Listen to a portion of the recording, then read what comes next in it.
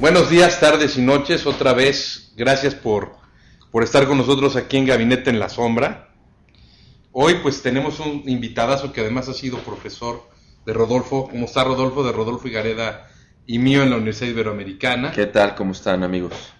Yo creo que sí. Además el doctor Edgar Jiménez Cabrera es, pues yo creo que uno de los mejores profesores que hemos tenido y uno de los más brillantes analistas latinoamericanistas también que hay. Y bueno, además de ser un excelente docente, quiero comentarles que él ha sido investigador del CIDE, es miembro del Sistema Nacional de Investigadores, ha sido director de Ciencia Política en la Universidad Iberoamericana y ha sido profesor y docente en la Flaxo, además de colaborador en distintos libros y publicaciones. Doctor, ¿cómo estás? Un placer saludarte, Mario, y volver a recordar a un viejo amigo, Rodolfo, la verdad, qué gusto verte y saludarte. No, el gusto es mío, no sabe cuántos recuerdos me trajo la clase que usted impartía en aquellos ayeres en la Ibero. Pues era una clase que nos peleábamos todos por el espacio, los espacios eran limitados y todos salíamos verdaderamente enriquecidos con su cátedra. Y bueno, pues no voy a dejar pasar la oportunidad. Ya se me había escapado usted varias décadas de hacerle algunas preguntas, doctor. La política exterior de la administración de Enrique Peña Nieto está tomando, al parecer, un matiz que no tenía o que nunca ha tenido. Es una visión quizás más economicista de las relaciones internacionales de México, quizás volteando a ver primero a los intereses nacionales, no tanto al dogma, no tanto al principio, no obstante que o sea, de los principios de política exterior tradicional. Sí, desde luego, sino más bien en un sentido más pragmático. El que era secretario de Hacienda ahora es el canciller, no es la primera vez que sucede, pero sí en el discurso, sí en la instrucción que está mandando el cuerpo diplomático de promover los intereses de México, los intereses entendidos como promover el comercio mexicano, promover al empresariado mexicano, sin descuidar desde luego la defensa. Y atraer las inversiones también, sobre todo. Atraer inversiones, en ser un brazo que haga más dinámico el comercio y la economía nacional a través de la Cancillería. ¿Cuál es su opinión de todo esto, doctor? Primero agradezco la invitación y la verdad es un gusto platicar con dos grandes intelectuales como es Mario y Rodolfo. Gracias. Yo creo que debiéramos dividir en dos partes esta brillante pregunta que define el presente y el futuro de México. Una primera parte se refiere a la presencia histórica de México en el continente latinoamericano, sin el cual no se entienden muchos procesos. Me refiero en concreto al éxito de la Unidad Popular en Chile, que sin duda alguna México, a través entonces de el expresidente Echeverría, tuvo una significativa presencia. De igual manera, la Revolución Cubana es también importante reconocer el papel de México. Igual en Centroamérica, ¿no? Contadora, Esquipulas I, Esquipulas II, los tratados y acuerdos de paz, tanto Nicaragua, Salvador, lo mismo Guatemala. El Tratado Torrijos-Carter, la devolución del Canal de Panamá, está presente en México, más allá. El Grupo de Río también, doctor. El Grupo de Río, o incluso el movimiento de países no alineados. Así es. Claro. Y lo de Indira Gandhi. Claro, COPAL, ¿no? También la gran y valiosa organización de partidos políticos de América Latina. Y México tenía una incuestionable presencia. Era de alguna manera el referente para el resto de América Latina. Así es. Pensar América Latina significaba pensar en México. Claro. Y la importancia del PRI, no olvidemos, era el referente histórico el PRI para el resto de América Latina. Y en ese marco histórico también el impacto de la Revolución Mexicana. que tuvo más significación que otras revoluciones, incluida la bolchevique. No olvidemos, es muy importante. Muchas de las revoluciones o movimientos que se dieron en América Latina se hicieron tomando como marco referencial la mexicana. O la expropiación petrolera. La expropiación petrolera. Que fue también consecuencia de la Revolución Mexicana. Consecuencia de la Revolución. Y en esas circunstancias, cuando se da, digamos, este proceso de políticas de ajuste estructural, recordarán, de economía libre de mercado y de la emergencia de un nuevo modelo, ya del año de Don Miguel de la Madrid en adelante, de Carlos Salinas de Gortari, México opta por el norte. Esa es mi impresión. Tratados de libre comercio, Canadá, Estados Unidos. En ese momento la Unión miramos hacia arriba. Optan por el norte. Y eso va a generar un vacío en América Latina. Y tal vez hay que decirlo, entre comillas, es un vacío y que paulatinamente va siendo ocupado, que es la segunda parte de la reflexión, por Brasil. Brasil va a ocupar ese espacio no solo en el Mercosur, sino particularmente en la creación de la Unión de Naciones del Sur, integrado hoy por 12 países, UNASUR, que se crea en Isla Margarita y se firma en Brasilia, digamos, ese pacto entre estos países. Y que en total tiene 360 millones de habitantes, UNASUR de los 700, un comercio impresionante, Mercosur igual. Es el mercado alternativo para la producción del Brasil. No por nada se estima que Brasil para el 2016 será la quinta potencia mundial. Esas son las estimaciones que se tiene, pese a que el crecimiento reciente no es de aquellos que tenía. No, ahorita tiene un crecimiento que cercano al 1%, sí, claro. Sí. Pero significativamente la banca brasileña es muy importante. La industria, los recursos, la industria, agua dulce, digamos, las reservas y recursos que tiene Brasil es realmente impresionante. Productor de armas, es el cuarto mundial. Productor de armas, claro. Alimentos también. Y en esas circunstancias Brasil es también un país emergente que forma parte de grandes espacios regionales, ¿no es cierto? Junto con China, junto con India, etcétera, el famoso BRIC.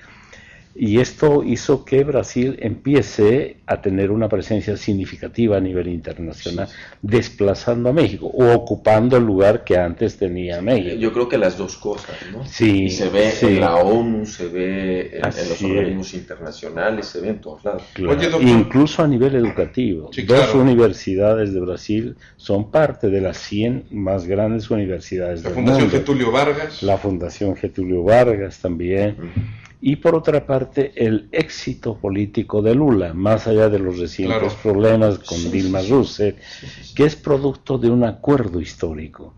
Prácticamente Lula no tuvo oposición. Fernando Enrique Cardoso se sumó, digamos, a la candidatura de Lula. A la candidatura de Pero Lula. de Lula Pulido, no de Lula líder metalúrgico. Claro, de Lula ya con traje Armani, sin duda, proyectando otras cosas. Claro. Y eso hizo que, digamos, ese acuerdo, ese pacto fuese retomado también como ejemplo para el resto de América Latina. Y aquí debiéramos reconocer también la presencia de Chile, con la concertación democrática, Frei, Patricio Aylwin, Bachelet, etc. En el marco del no a Pinochet. En el marco del no a Pinochet, que también empieza a ocupar un lugar fundamental, junto o detrás de Brasil. Junto o detrás, claro, así es. Uno a uno. Uno a uno. No olvidemos, hoy Chile tiene el ingreso per cápita más alto de América Latina. Aunque tiene niveles de pobreza extrema también. 2% de su población no es absolutamente nada. Claro. Digamos, ¿no? Es el país que mejor ha logrado abatir el problema de la pobreza. Pero la paradoja es que el programa viene de Bucci, que era el hombre de Pinochet, el Chicago Boy que reestructuró las finanzas chilenas. O dinos un poco de eso, doctor. Pero se superó no olvidemos que Chile fue el mejor ejemplo, digamos, del llamado así modelo neoliberal. Así privatizó todo, absolutamente todo. Y en esas circunstancias, no solo el sistema de salud, también educación, infraestructura, etcétera. Y eso le permitió tener tasas de crecimiento admirables, que superaron el 5%, y con una presencia mundial. No solo a nivel universitario, la banca chilena, el actual presidente Piñera, el hombre más rico de Chile, LAN Chile, que prácticamente hasta los vinos copó el chilenos, espacio, que los son vinos oposicionales. chilenos, sí, con inversiones en Europa del Este y en Europa. Sin embargo, ha tenido problemas sociales de gran envergadura, con una clase media muy significativa en Chile, digamos. Y eso hace de Chile un candidato potencial a ser integrante del primer mundo, por sus niveles de ingreso. Claro. Y además la población que tiene es pequeña, etcétera. Ahora, también en el caso chileno debemos reconocer que no es miembro de ninguno de los grupos, sino como observador asociado, Mercosur y todo aquello. Los países andinos, de igual manera, que empiezan a tener una presencia significativa, Colombia, más allá del problema de las FARC o del crimen organizado, hoy por hoy está creciendo a tasas significativas. O Perú también. Y cuando México voltea hacia el norte, Brasil y Chile desplazan o ocupan el lugar de México como referente. ¿Qué sigue? Sigue una política exterior que va a mirar a todos lados, con esta visión que ahora tiene el gobierno de Enrique Peña, va a mirar hacia el sur de nueva cuenta, pero con una visión de comercio, de atraer inversiones, de llevar inversión mexicana al sur. El interés nacional de México. Van a volver a ser o a tratar de ser protagonistas en los organismos internacionales. ¿Qué ve usted en esto? Yo creo, aunque Mario señaló que había un interés más económico, comercial, digamos, o hasta financiero, tengo la impresión que también hay un componente político. Así es. Y esto es muy importante. Sin abandonar la orientación hacia el norte, México sabe que tiene un lugar en el Cono Sur. Así es. Esto es muy importante por razones culturales, pero también como marco referencial. En Centroamérica, y es una opinión que tengo, no podemos imaginar Centroamérica al margen de México. Desde luego. Claro. ¿Sí? Incluso Brasil, Cuba tampoco lo puedes incluso imaginar. Cuba. Al marco de México. Más allá, todos los países de Centroamérica, si sumamos las reservas que tiene, no alcanzan al 8% de las reservas de Brasil. Y claro, ni al 40% de las reservas monetarias que tiene Chile. Por lo tanto, la posibilidad, la viabilidad de estos países, crecimiento, integración, pasa por México. Entonces, debiéramos ver que Centroamérica y el Caribe es el mercado natural para la producción mexicana. Y esto significa acuerdos políticos, significa negociación, y lo mismo en el Cono Sur. O sea, es muy importante la relación con Brasil, más allá de las dificultades y en el campo automotriz igual. En la zona andina, con Perú, con Colombia, es muy importante la presencia.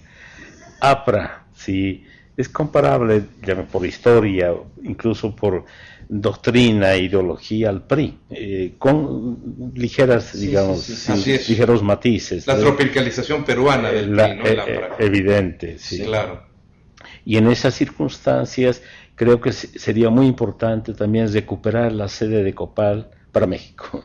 Está hoy en Buenos Aires y eso le daría una significación político-partidaria en el conjunto de la región. Doctor, el PRI, perdón que te interrumpa, el PRI tenía en ese componente de política exterior de México como partido político también un papel en el marco de la Copal. Así es, dirigía y actualmente la dirige. Nuevamente, por eso convendría pensar en México como la nueva sede, digamos, recuperar la sede tradicional. Debe recuperar. Si usted fuera el canciller y le tuviera que dar instrucciones a su nueva embajadora en Brasil, Beatriz Paredes Rangel, ¿qué instrucción le daría, doctor? Como dijo el presidente Peña Nieto en el marco de los 5 ejes que definen su política interna y su política exterior, en primer lugar son países homólogos, son países llamados así emergentes, son países que tienen por sí mismos, por pesos, recursos, capital humano, territorio, futuro, son los 2 países por excelencia. De ellos depende, en mi opinión, el futuro de América Latina. Ya se ha dicho tanto en el Banco Mundial y en el reciente foro que acaba de terminar, que es el momento y la oportunidad para América Latina, por su estabilidad macro. La pobreza se ha reducido en los últimos años. En 1900 teníamos 215 millones de pobres, hoy son 160. Ha habido una mejora importantísima a nivel del empleo, más allá del crecimiento informal, digamos, o de la informalidad del empleo. Lo cierto es que hay un crecimiento significativo. La clase media, el 36% de la población latinoamericana es de clase media, y esto genera, sin duda alguna, presiones, no solo en el consumo, en el funcionamiento y en la gestión gubernamental, que aparece también en uno de los ejes, la calidad del servicio público, la calidad de la salud, la calidad de la educación. Entonces, yo creo que son dos países que marcharán por la misma senda del crecimiento y del desarrollo. De los dos países, en mi opinión, depende el éxito y el futuro. Entonces habría que procurar los intercambios privilegiar más fluidos la relación con Brasil, claro, si lo decimos de manera pragmática y realista. Muy bien. Sí, es distinta la relación, por decir algo, con Ecuador o con Argentina o con Bolivia mismo, ¿no es cierto? Más allá de la presencia de los países bolivarianos, es muy importante con Brasil. Doctor, yo quisiera un poco que ahondáramos en ese punto, tomando en cuenta dos argumentos. Recuerdo que alguna vez leí que Maximiliano de Habsburgo, cuando estuvo en México, visualizaba él la repartición de América entre tres imperios. El imperio del norte, obviamente, para los Estados Unidos, el del sur para el imperio de Brasil, cuando entonces era un imperio, y el imperio central americano para México. Y él tenía la intención de mudar la capital a Mérida, precisamente en aras de eso. Creo que esa visión persiste, así como siempre fueron antagónicos Gran Bretaña y Rusia Rusia, sea socialista o sea zarista, seguirá teniendo un papel geoestratégico versus sus antagonistas. Yo quiero un poco que ahondemos si Brasil puede ser socio, pero si también es antagonista de México en la búsqueda de estos mercados, de estas inversiones, pero también en un sentido geoestratégico. Tomando un poco en cuenta lo que decía Kissinger con respecto que el cardenal Richelieu, lo que entonces decía Richelieu, que era el interés, la razón de Estado, es lo que ahora conocemos como el interés nacional o el interés de la seguridad nacional. En un aspecto más amplio, quisiera que platicaras un poco de esto, o si coincides, discrepas, con esta visión de geoestratégica de México en su papel latinoamericano con Brasil, no solamente como socio, sino también como antagonista de intereses nacionales que está visto en la historia también de ambos países han sido antagonistas, han sido contrapunteados. En mi impresión, si hay algo que distingue a la política exterior de Brasil y también a la chilena, es un pragmatismo. Y en esa perspectiva saben ellos, y así aparece configurado en el diseño de su política exterior, una estrategia de largo plazo. Está y aparece este objetivo de lo que vendría a ser Brasil a futuro. Y en ese sentido, la planeación estratégica en la política interna y en el diseño de la política exterior aparece el futuro como el horizonte, digamos, próximo, que les permite encaminar y construir su presente hacia ese futuro. En esa perspectiva, Brasil, es una opinión personal, no considera a México como un adversario o como un antagonista en absoluto. Sabe de la importancia de México, las relaciones con Estados Unidos y Canadá. Para Estados Unidos, México es un aliado estratégico, sin duda alguna, que puede o no serlo Brasil, por la importancia también que tiene en el Cono Sur. Sí. De igual manera, la Unión Europea Y aquí hay una opinión discrepante. Para algunos es Brasil el aliado estratégico. El aliado estratégico. Tengo la impresión que es México. Y a mí me parece o que... tal vez ambos. Pero no lleva eso a un antagonismo. No. De alguna manera la pelea por ese papel. No, yo no llevaría, digamos, esta situación, porque Brasil sabe de la importancia de México.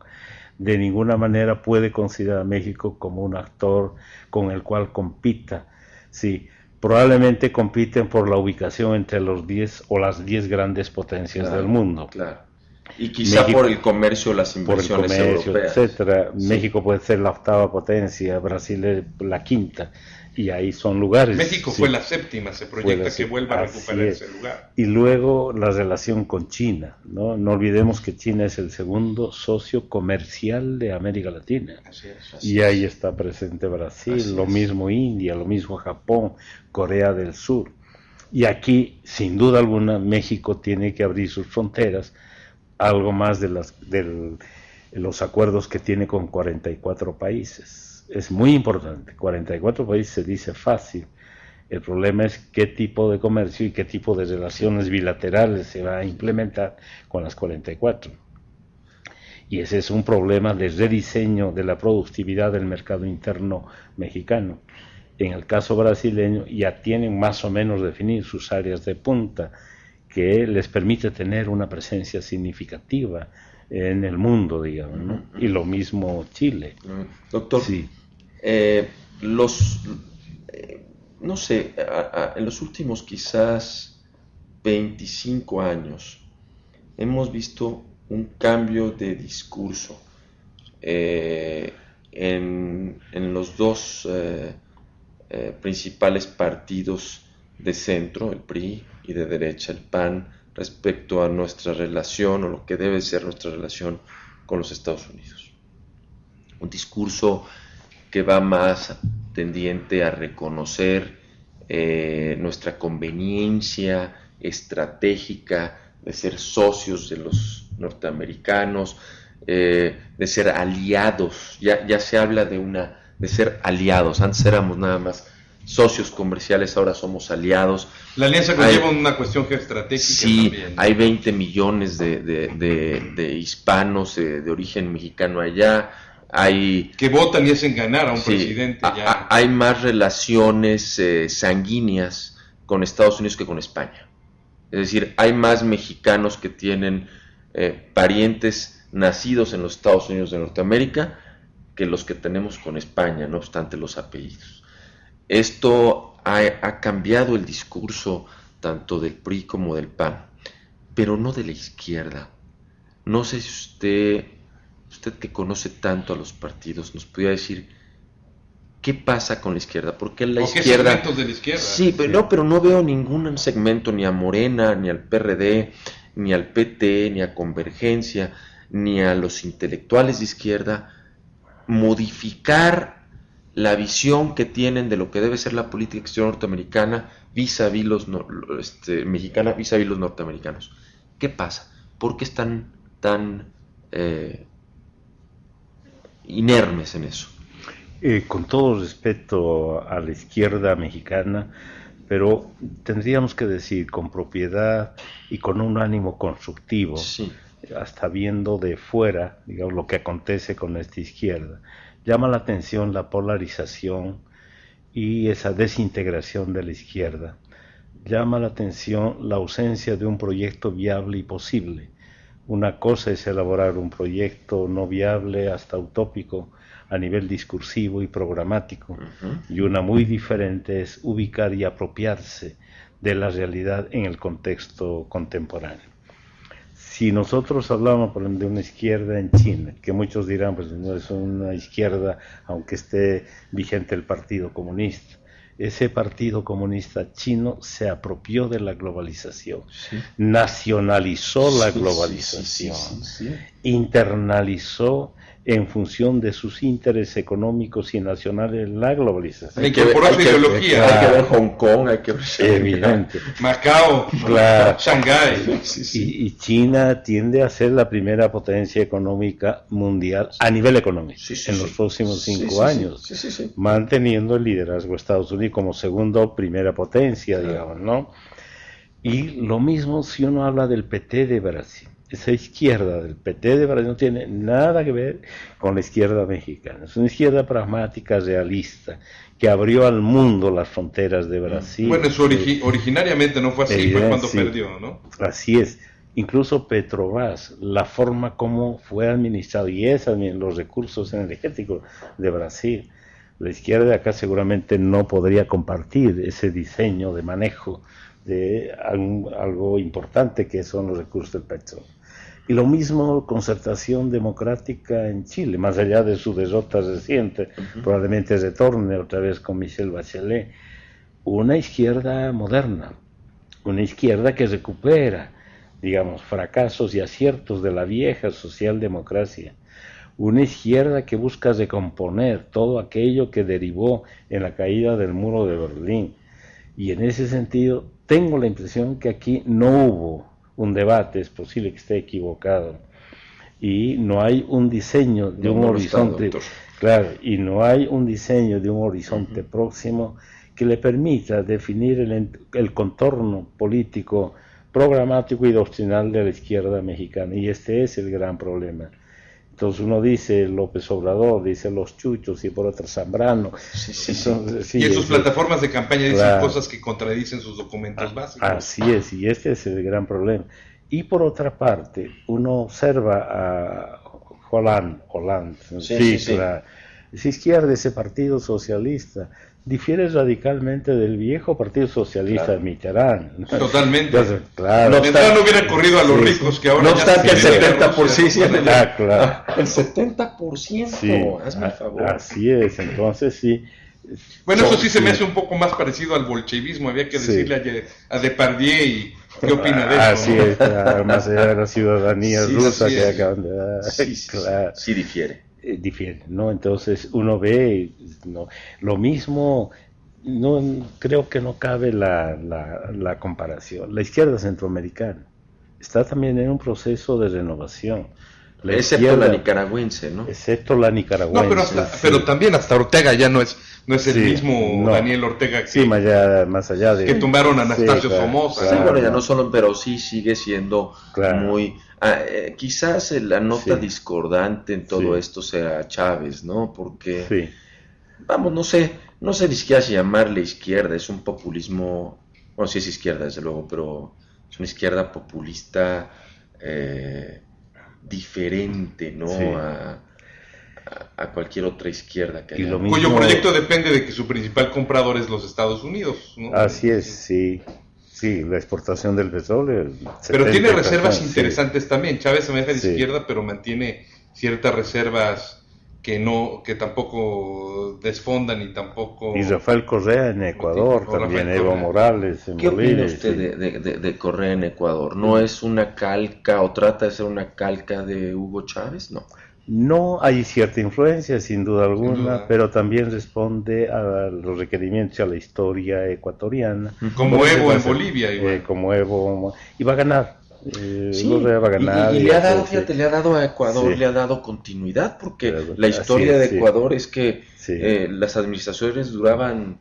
los militares, Maguad y todos ellos. Sí, claro, y había que repensar Ecuador cada año, evidente. En cambio, Correa sí le ha dado cierta estabilidad política. Oye, doctor, pero también hay un tema al respecto que valdría la pena comentar, y recuerdo muy bien que un día Felipe Calderón, cuando recién era presidente de México, se le ocurrió en un foro latinoamericano hablar mal de Chávez, y le corrige la plana Lula. Y le dice, oiga, señor presidente, pues le recuerdo que Chávez ha ganado todos los procesos electorales y no ha tenido denuncias de fraude, dándole una corrección de plana muy fuerte a Felipe Calderón.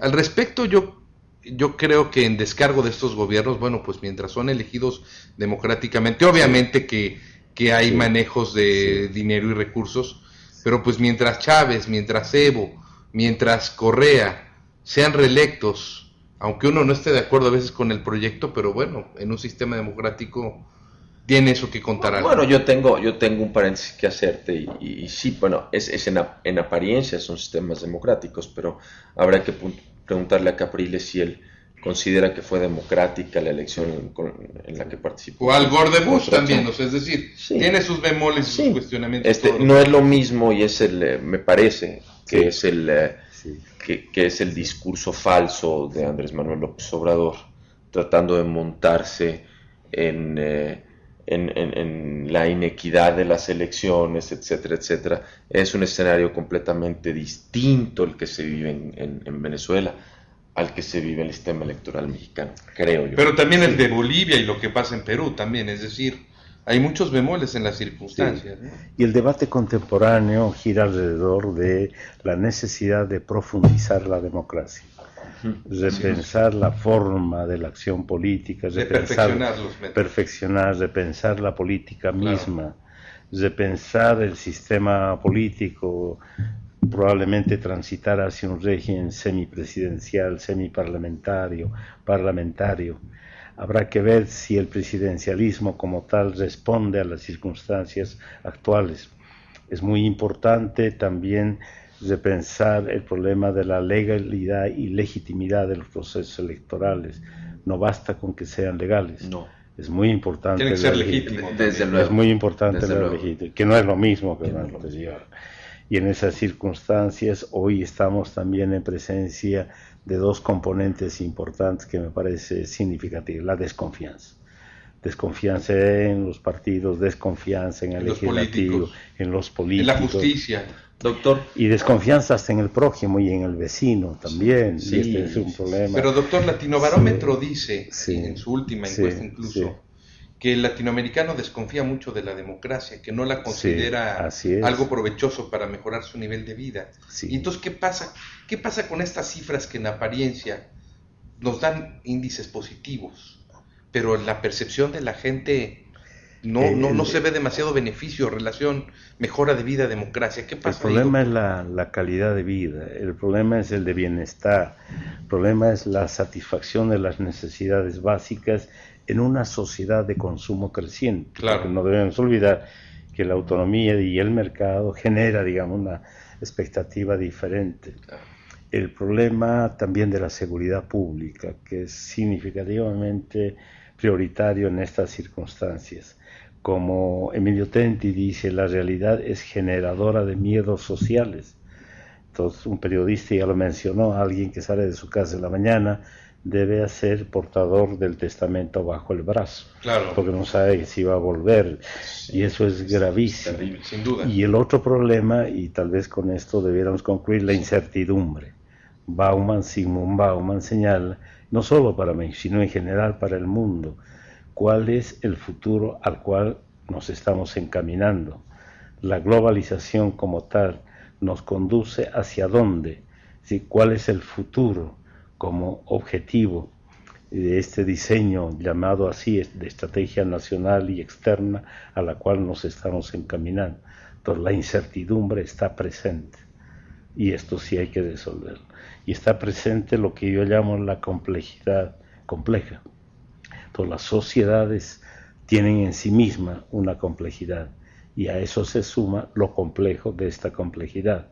Concluyo mencionando que el pasado junto con el presente y el futuro subsisten en esta realidad. Instituciones, actores, partidos, maneras de ser, cultura, y todo ello hace que esta sociedad sea aún más compleja que la del pasado inmediato. Muchas gracias, doctor. Mi estimado, un placer, Mario. Gracias, doctor. Por su sabiduría, y ojalá se repita en otra ocasión. Va a ser un placer, claro que sí. Gracias, doctor, por acompañarnos en Gabinete en la Sombra. Sí.